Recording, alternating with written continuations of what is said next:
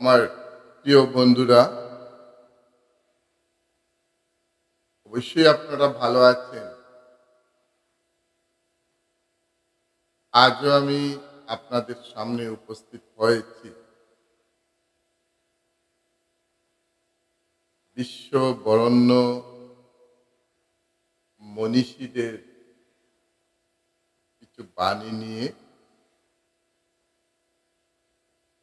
যেগুলো আপনার আমার জীবনে পথ চলতে অনেকটা সহায়ক হবে বলে আমি আশাবাদী। আমরা আমার সেই ক্ষুদ্র প্রয়াস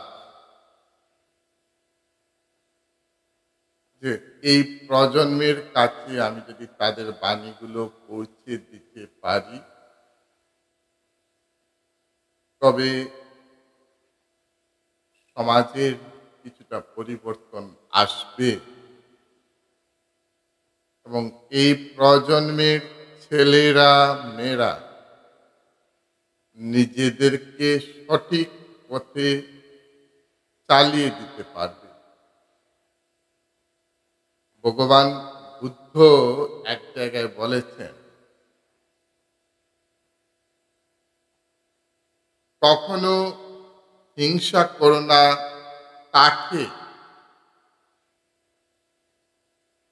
যে তোমাকে দেখে হিংসা করে। সে হিংসা করে কারণ সে জানে তুমি তার থেকে অধিকাংশে শ্রেষ্ঠ। সে ভালোভাবেই জানে তুমি তার থেকে শ্রেষ্ঠ, এই কারণেই সে তোমাকে হিংসে করে। তুমি তোমাকে যে হিংসে করে তাকে তুমি হিংসা করো না।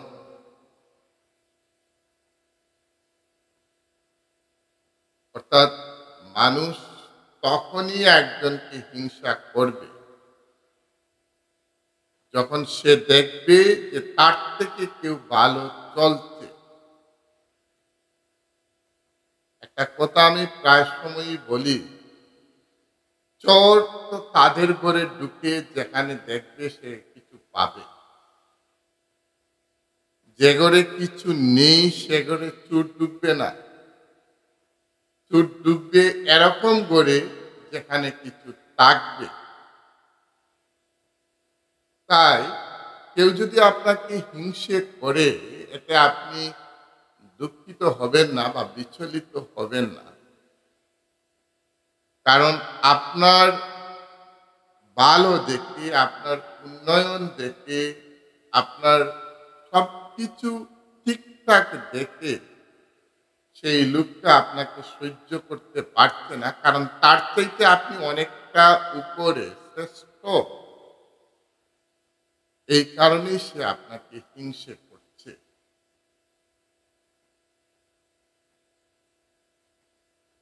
যে নদীর গভীরতা বেশি তার বয়ে যাওয়ার শব্দটা কম।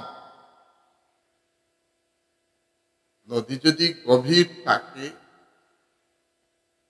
তাহলে জলের বয়ে যাওয়ার শব্দটাও কম থাকে। ওই যে একই রকম কথা প্রায়, যে শূন্য কলসিতে শব্দ বেশি, যে কলসিতে জল থাকবে না সেটাতে শব্দ বেশি করে।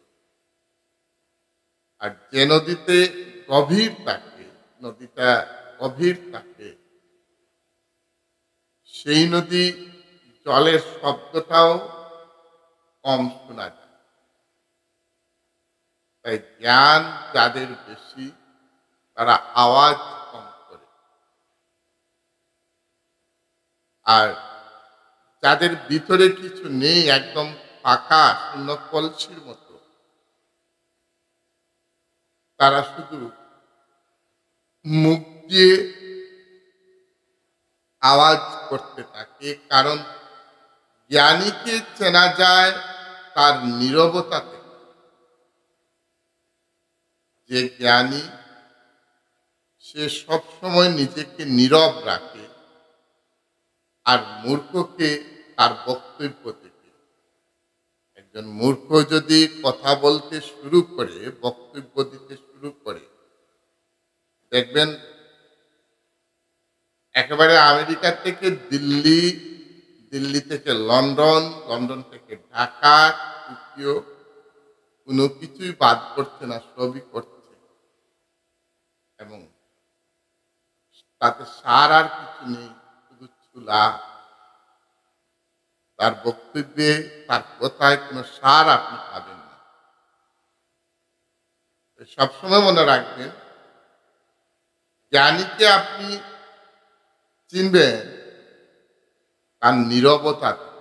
জ্ঞানী মানুষ যে বুঝে সে সবার উত্তর দেন। আমি বারবার একটা কথাই আপনাকে বলি, প্রত্যেকের প্রত্যেক কথার উত্তর দিতে যাবেন না, প্রয়োজন নেই।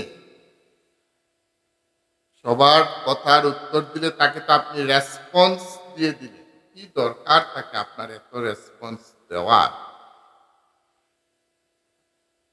প্রত্যেকের প্রত্যেকটা কথার উত্তর দেওয়ার কোনো প্রয়োজন নেই। আপনাকে যে উত্তর দিতেই হবে এরকম কোনো প্রয়োজন নেই। তাই চিন্তা বেশি করে করুন, কথা কম বলুন। সবসময় কথা কম বলুন, চিন্তা বেশি করে করুন। আর লিখতে গেলে লিখাও তার চাইতে কম করুন। কারণ যত লিখবেন তত ভুলটা বেশি বেরিয়ে আসবে। লিখাটাও কম, বলাটাও কম, আর চিন্তা করাটা বেশি প্রয়োজন।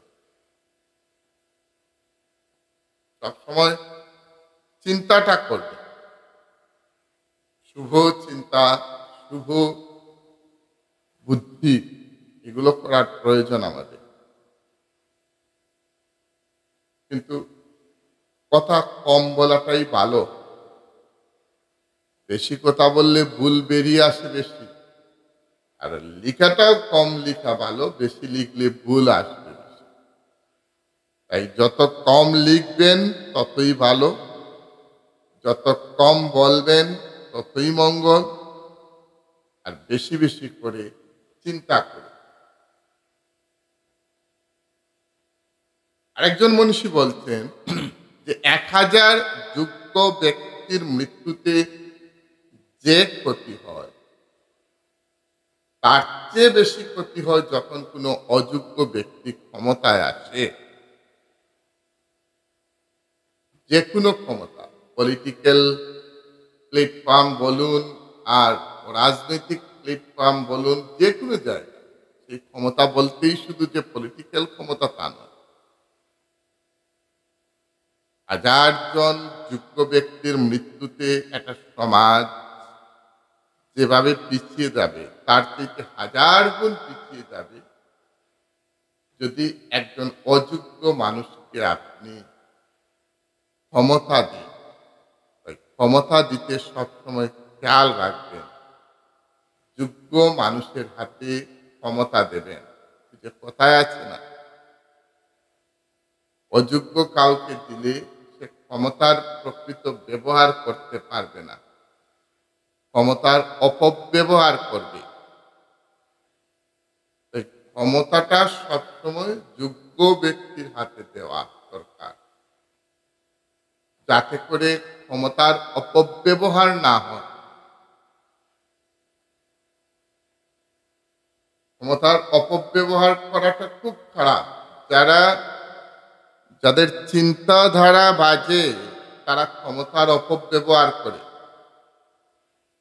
আপনার হাতে যদি নেতা নির্বাচন করার মতো দায়িত্ব থাকে গণতান্ত্রিক পদ্ধতিতে, তাহলে আপনি এমন মানুষকে নির্বাচিত বা মনোনীত করুন যার দ্বারা সমাজ উপকৃত হয়।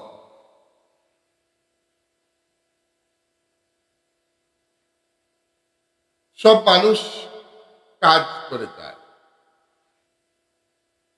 তারা ভুল করে আবার ভুল ও শুধরায়, কিন্তু কখনো হাল ছাড়ে না। এরাই হলো প্রকৃত মানুষ। কাজ করবে, ভুল করবে, ভুল শুধরাবে, কিন্তু হাল ছাড়বে না। হাল ছাড়লে চলবে না। যে কাজ করার সময় ভুল করে না, সে নতুন কিছু করার চেষ্টা করে না। কাজ করতে গেলে তো ভুল হবেই, এটা স্বাভাবিক। কাজ করতে গেলে ভুল হয়, এটা কমন। কিন্তু ভুল হলে সেই ভুলটাকে শুধরাবার প্রয়োজন।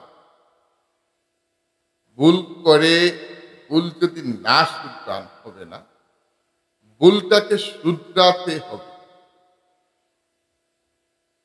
খেয়াল রাখবেন, কাজ করুন, কাজে ভুল হবে, কিন্তু ভুলটাকে শুধরাতে হবে। ভুল না শুধরালে হবে না। এই পৃথিবীর কখনো খারাপ মানুষের খারাপ করার জন্য ধ্বংস হবে না। অনেক মানুষ আছে তারা খারাপ, এবং খারাপ কাজ করছে বলে সে ধ্বংস হবে না। ধ্বংস হবে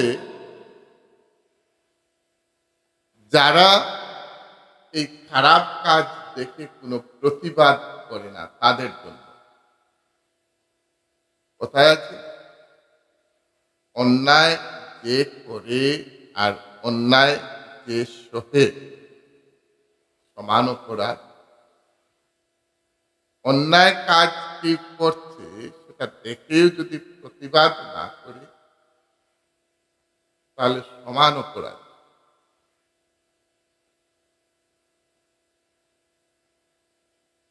একটা কথা রয়েছে যে কাককে মুখে তুলে যদি খাওয়াতে যান আপনি, তাহলে সে আপনার চোখ উপড়ে খাবে। তাই কাকের মতো যারা রয়েছেন, তাদের মুখে তুলে খাওয়াবার চিন্তাধারাটা মন থেকে সরিয়ে দিন। কারণ এরা আপনাকে গিলে ফেলতে পারে। এরা এমন লোক যে তারা আপনাকে গিলে ফেলতেও সময় যাবে না। একজন আহত ব্যক্তি তার যন্ত্রণা যত সহজে সে ভুলে যায়, একজন অপমানিত ব্যক্তি তত সহজে তার অপমান সে ভুলে না। অযথা মানুষকে অপমান করা ঠিক নয়। আমরা অনেক সময় অনেককে অপমান করে থাকি। অনেকেই অযথা মানুষকে অপমান করবেন না, কারণ অপমানিত মানুষ তার অপমানের যে আঘাত সেটা এত সহজে ভুলে না, এবং সে যদি নিঃশ্বাস ফেলে, সেই নিঃশ্বাস থেকেও আপনার অভিশাপ লেগে যেতে পারে। তাই অপমানিত করতে মানুষকে একটু বুঝে শুনে করার প্রয়োজন। মানুষের সাথে দুর্ব্যবহার, মানুষকে ঘৃণা করা, এটা খুব খারাপ। আমরা সব সময় পরের উপকার করব, সেটা ঠিক। সব সময় নিজেকে বিলিয়ে দেব, এটা ঠিক। কিন্তু এটাও খেয়াল রাখবেন, পরের উপকার করতে যাতে নিজে পথে বসতে না হয়। আপনি এমনভাবে উপকার করার দরকার নেই যে আপনি উপকার করতে করতে শেষ পর্যন্ত আপনি পথে বসে গেছেন। পরের উপকার করতে করতে আপনি যদি পথে বসে যান, তাহলে চলবে না, হবে না। আপনাকে খেয়াল রাখতে হবে যে আমি পরের উপকার করব সেটা ঠিক, কিন্তু আমি যাতে পথে না বসি।